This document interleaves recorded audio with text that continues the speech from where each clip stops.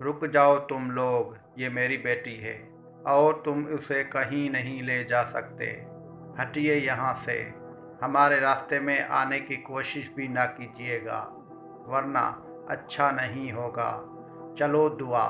शहरयार और दुआ यशाल की अम्मी के घर के लिए निकल गए।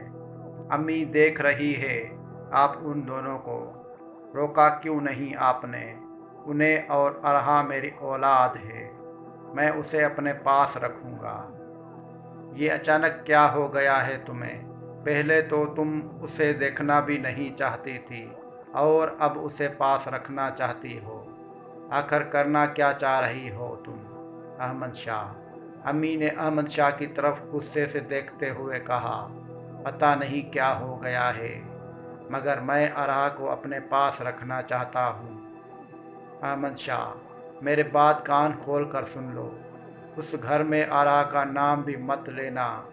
अब मुझे पोता चाहिए, बस। उससे आगे मैं कुछ नहीं कहूँगी। ये कहकर अम्मी अपने कमरे में चली गई। अहमद शाह ने टीवी का रिमोट उठाया और ज़ोर से दीवार की तरफ दे मारा। न जाने किस अजाब में फंस गया हूँ।